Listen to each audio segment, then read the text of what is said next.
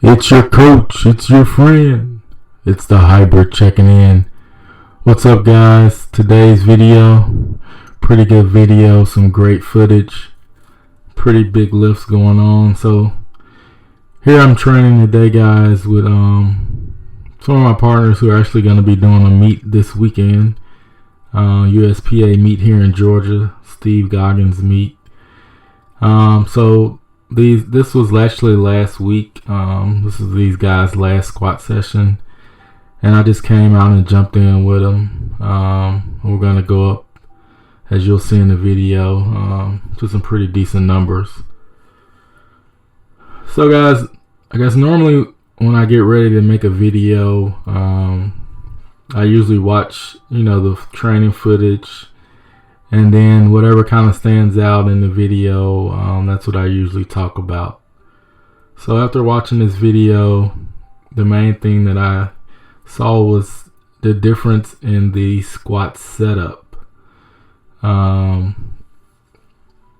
squat setup is, once I start kind of thinking in my mind, it's a really detailed process.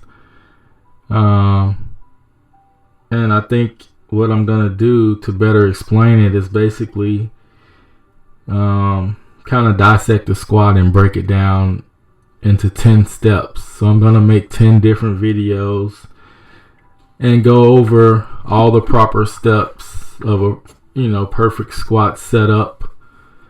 But to answer the question as far as what is the best squat technique, I believe it really just depends on your body type. A taller person may need to squat wider, shorter person maybe to squat narrower. Depends on hip flexibility. There's a number of different factors that come into play. But I'd say for any type of, extreme lifting or powerlifting, strength, just for maximum weight lifted, definitely low bar and the wider stance that you can get, you're going to be able to lift more weight. And it's just simply because if the wider you can get, the less range of motion you have to go. And, the lower on your back you can get the bar, it's going to prevent you basically from leaning over, coming forward, and putting your knees and hips in the right position. So I guess just thinking off the top of my head, step one, you're going to be looking at, for powerlifting, wide stance, low bar. 2, I'd say would be, you can look at reps. If you're going to be doing reps, I prefer to do high bar squats, kind of Olympic style. The third video will likely be different placement.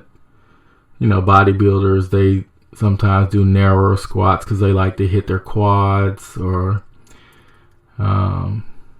different things like that.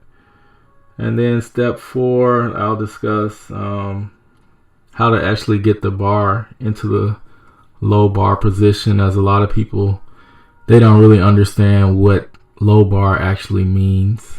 They think the bar is low, but it's actually still not low enough. And honestly, even after powerlifting for like 4 years, I have just really learned how to get into a proper low bar. So that's going to be a great video. Even in this video here, you'll see me squatting. It's not truly low bar. Next, we're going to discuss the proper placement of your hands, like grip width. Should you go far out? Should you keep your hands in narrow? Should you put your hands all the way around the bar? Should you do open hand grip? And then the proper use of wrist wraps would be a next video.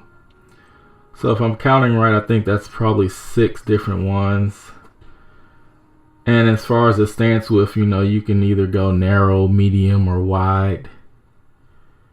Then we'll look at the different types of foot angles you can have. You can go 15 degrees, 30 degrees, 45. And a very crucial step will be which you should be watching in these videos here. Watch how, each of us sets up a little bit differently. The number of steps that we take, how we bring our hips into the movement. Our first movement and motions back. And then look at, in those stances and different movements, the difference in the depths we get. And as far as the walkout goes, there's, the 2, 3, or 4 step. I usually do 3 steps. Ideally, you want to kind of do the least amount of steps as possible. That way you conserve more energy. And the last video would be just learning, the cue when people say get tight. Get tight. What does that actually mean? And then a lot of confusion is often over proper head position and descent speed and hip drive.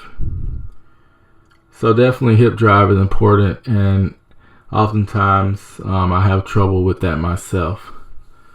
So guys, in the video, you're coming up on the last heavy sets.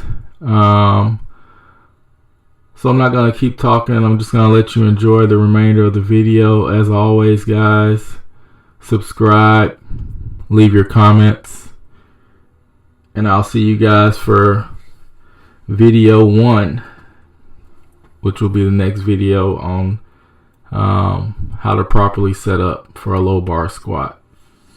Thanks.